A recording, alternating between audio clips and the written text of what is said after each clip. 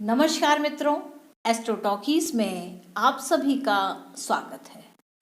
मासिक राशिफल की श्रृंखला में आज हम चलते हैं वृषभ राशि पर। वृषभ राशि क्या है कि वृषभ राशि आपकी वाणी की राशि है, आपके कोष की राशि है और ये क्योंकि यह इसकी आदत होती है, यह संकलन करने का कार्य करती है और इस राशि का जो संबंध है वह खाने पीने की वस्तुओं से भी है। यानी कि इससे खाना पीना अच्छा लगता है। खाने से अर्थ है कि जैसे अगर हम वृषभ को लेते हैं तो वृषभ कृषि क्षेत्र के लिए बहुत ही आवश्यक है और इस वृषभ अगर यह ना हो तो कृषि संभव नहीं है। तो यह वृषभ राशि की खासियत है कि इसका संबंध कृषि क्षेत्र से, वाणी के क्षेत्र से, भोजन के क्षेत्र से होने से इसकी प्राथमिकता बढ़ जाती है और यह बहुत ही जीवन चक्र के लिए यह बहुत ही आवश्यक राशि है। अब यह कैसे जानेंगे कि आपकी कौन सी राशि है? अगर आपको अपनी कुंडली के बारे में पता है कि आपकी लग्न राशि क्या है, आपकी चंद्र राशि क्या है, तो आप जान सकते हैं। लेकिन अगर आपको तब भी नहीं पता कि आपकी राशि कौन सी है, तो अगर आपका नाम का अक्षर ई, उ, ए, ओ, वा, वी, वू, वे, वो से आरंभ होता है तो आपकी वृषभ राशि बनती है। तो वृषभ वाली राशि जो है वह उसके लिए जो ये मई का मास है वह क्या कुछ लेकर के आ रहा है, इसको हम जानने का प्रयास करते हैं। तो देखिए, सबसे पहले हम जानना चाहेंगे कि इसके ग्रहों की गोचरी स्थिति क्या है। यानी कि मई के महीने में वृषभ राशि के ऊपर ग्रहों के गोचर का जो प्रभाव है वह पहले तो हम उनकी गोचरी स्थिति को जानें, इसके बाद हम जानेंगे कि उनका प्रभाव क्या है।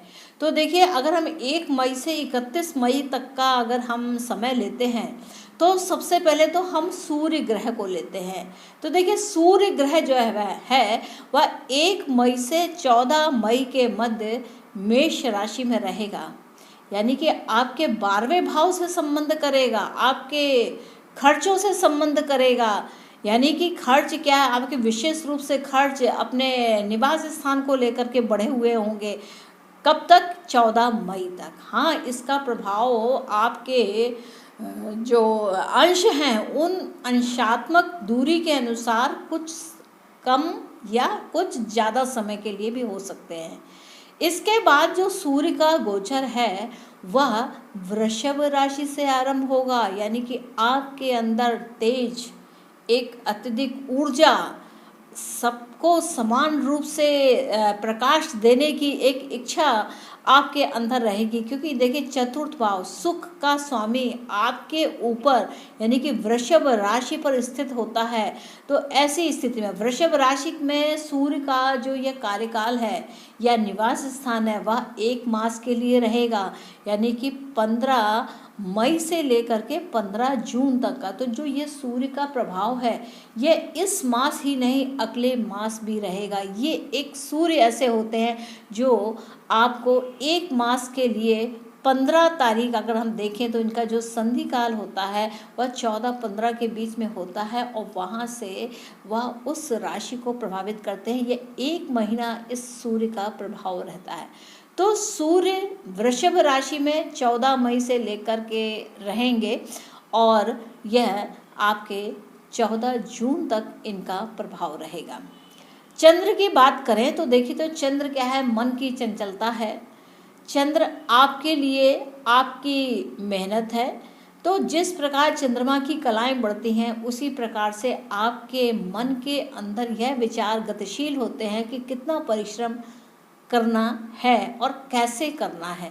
तो यह विचारशीलता रहती है। चंद्रमा की जो विशेषता है कि लगातार कृष्ण पक्ष में आप थोड़ा कम सोचेंगे और वही जब शुक्ल पक्ष होगा, जब उज्जवल समय होगा, तो उस समय आपके जो सोचने की जो प्रकृति है वह बहुत ही अलग होगी और प्रकाशमान स्थिति में होगी और आप सही ढंग से सोच विचार या उस पर कार्य करने वाले बनते हैं।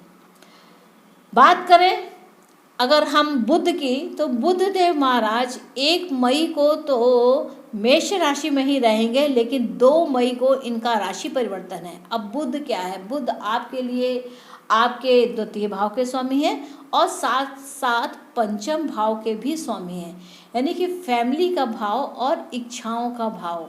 इच्छा आपकी क्रिएटिविटी, आपकी स्टडीज़, आपकी मंत्र शक्ति, उन सब का आप कैसे प्रयोग करते हैं। तो जो इसका जो आधार है वो बुध देव ने लिया हुआ है। अब बुध देव जो है वह आपके द्वितीय भाव में प्रवेश करेंगे 26 मई को, और 2 मई से लेकर के 26 मई तक बुध देव महाराज आपकी वृषभ राशि में रहने वाले हैं। यानी कि आपके अंदर पैसे कैसे संकलन होने हैं, आगे अपनी प्राथमिकताओं को कैसे करना है, इन सब की विचारशीलता गतिशील रहेगी, क्योंकि आपकी राशि में ही बुध देव वृषभ राशि में ही अपना गोचर करेंगे। वह 2 मई से लेकर के 26 मई के मध्य इसी वृषभ राशि में ही रहेंगे। 26 मई के बाद बुध देव का जो गोचर है वह मिथुन राशि से आरंभ हो जाएगा। मिथुन राशि से अर्थ क्या है? आपके द्वितीय भाव से, यानी कि आपकी जो खाने पाने की जो रुचि होगी वह थोड़ा परिवर्तन लाएगी। और यहीं पर ही एक और विशेष बात होने वाली है कि 29 मई 2021 को बुध देव महाराज वक्री भी हो जाएंगे। तो इस प्रकार अगर आप देखें तो ये बुध का जो गोचर है वह काफ़ी महत्वपूर्ण है, क्योंकि यह आपके द्वितीय भाव और पंचम भाव के स्वामी हैं। यानी कि आपको जो परिवर्तन दिखने की जो स्थिति बनेगी वह द्वितीय भाव, यानी कि आपके कुटुंब भाव का जो भाव है का जो स्वामी है वह आपके, आप इस समय क्या सोच रहे हैं कि जब वृषभ राशि में बुध देव आएंगे, यानी कि शुक्र की राशि में आएंगे, तो आप काफ़ी गतिशील हो जाएंगे, आपकी विचारशीलता बढ़ती चली जाएगी, आपके विचार करने की शक्ति, बौद्धिक क्षमता का प्रयोग आप बहुत करेंगे, आप बहुत एनालिसिस करेंगे हर चीज़ की, अपनी इच्छाओं को हाउ टू डेवलप दैम, कैसे उनका विकास करना है। तो ये जो बुध देव वृषभ राशि में ही रहेंगे तो आपके अंदर एनालिसिस पावर बहुत ज़्यादा बढ़ जाने वाली है। और वहीं जब 1 जून को बुध देव महाराज मिथुन राशि में अस्त होंगे तो वह एक डिफरेंट भाव होगा। बात करें अगर शुक्र देव की, तो देखिए शुक्र देव महाराज 1 मई से 4 मई के बीच में मेष राशि में रहेंगे, और 4 मई को इनका जो राशि परिवर्तन है वह वृषभ राशि में हो जाएगा। तो कहा जाए क्या है कि 4 मई से बुध और शुक्र की सक्रियता बढ़ जाएगी, साथ में सूर्य देव भी है, गवर्नमेंट भी है। तो बुध और शुक्र की सक्रियता का क्या मीनिंग है? इनका आपके ऊपर प्रभाव रहने वाला है। तो क्या है, आपको फैमिली आप देख रहे हैं, आप अपनी इच्छाओं को देख रहे हैं, साथ में आप अपने कॉम्पिटिशन्स की स्थिति को देख रहे हैं, आप अपने ऑब्स्टिकल्स को देख रहे हैं, क्योंकि 2 जहाँ पर राशि में 2 लिखा हुआ है और सप्तम षष्ठ भाव के जो स्वामी हैं वह भी शुक्र देव होते हैं, यानी कि आपका जो कॉम्पिटिशन्स का क्षेत्र है वह उसमें विस्तार हो रहा है, और उनको कैसे आपको ओवर राइड करना है, उनके ऊपर कैसे आपको अपना संचालन करना है, वह आपको शुक्र देव इस बीच में सिखाएंगे कि how to deal with them. तो बुध और शुक्र क्या होते हैं? ये सूर्य के अत्यधिक नज़दीक होते हैं, और अत्यधिक नज़दीक होने के कारण यह गवर्नमेंट के साथ मिल कर के काम करने वाले होते हैं, यानी कि गवर्नमेंट के पीछे पीछे लग कर के काम करने वाले होते हैं। तो इस समय पर क्या है कि विशेष बात मुझको जो समझ में आती है कि अगर आप किसी सरकारी टेंडर को या किसी ऐसी चीज़ में या ऐसे कार्य में इन्वॉल्व है जहाँ पर गवर्नमेंट का इंटरवेंशन हो, तो वह कार्य इस समय पर संपन्न होने की स्थिति है, क्योंकि बुध और शुक्र आपकी लग्न पर ही स्थापित हो रहे हैं। लेकिन मैक्सिमम समय पर अगर देखें तो क्या है कि काफ़ी समय तक इनका प्रभाव बुध और शुक्र का आपके ऊपर रहने वाला है। तो ये स्थिति थी सूर्य के जो नज़दीक रहने वाले ग्रह होते हैं। अब जरा थोड़ा बात करते हैं जो सूर्य से दूर रहने वाले ग्रह हैं। तो जैसे क्या है कि मंगल हैं, यह जो मंगल है यह पृथ्वी के पुत्र कहलाते हैं, भूमि पुत्र कहलाते हैं। इनका संबंध भूमि से होता है। लेकिन क्या है कि जो भूमि पुत्र हैं वह थोड़ा इन्वॉल्व कम होते हैं सरकारी चीज़ों में। आदेश आया तो परफेक्टली करेंगे, क्योंकि मंगल का काम है एक सेनापति की तरह काम करना, रक्षा करना, अपने बल का सही जगह पर सही प्रयोग करना। तो मंगल का ये कार्य होता है। अब मंगल देव की जो स्थिति है वह मिथुन राशि में है। तो अगर हम आपकी वृषभ राशि को देखते हैं तो यानी कि आपके वाणी के स्थान में है, तो आप ऐसी वाणी बोल सकते हैं जो शायद कुछ लोगों को पसंद ना हो, क्योंकि मंगल का क्या है, ठोस, एकदम हथौड़ों की तरह काम करने का। तो आपकी वाणी में ऐसी कठोरता हो सकती है कि किसी का दिल दुख जाए, तो उससे आपके ऊपर कोई चेंज महसूस नहीं होता, या आप ऐसा विचार कर ही नहीं पाते हैं कि मेरी इस वाणी से किसी को तकलीफ भी हो सकती है। तो यहाँ पर क्या है, इस बीच में मंगल देव आपके मिथुन राशि में ही रहेंगे इस पूरे मास में। तो इस बात का आप ख्याल रखें कि आप अपने वाणी से किसी की दिल को हाथ ना करें, क्योंकि देखिए जो मंगल है की जो दृष्टि है वह चौथे भाव में जाती है, यानी कि द्वितीय भाव से चौथा भाव आपका क्या भाव बन जाता है। तो द्वितीय भाव से अगर हम काउंट करें 1, 2, 3 और 4, यानी कि पंचम में इनकी दृष्टि जा रही है। तो पंचम क्या है कि आप अपने कार्यों की सिद्धि के लिए कुछ भी कठोर बोल जा सकते हैं। गुरु की बात करें तो गुरुदेव महाराज आपके कुंभ राशि में है, जो कि आपके कार्य क्षेत्र विस्तार को देख रहे हैं। अगर आपकी गुरु की दशा चल रही है या महादशा चल रही है तो यह समय एकदम उपयोगी है। आपका रोजगार का कार्य निश्चित तौर से सफल होने की स्थिति में है। शनि की बात करें तो शनिदेव महाराज मकर राशि में ही गोचर कर रहे हैं, यानी कि आपके भाग्य भाव से गोचर कर रहे हैं।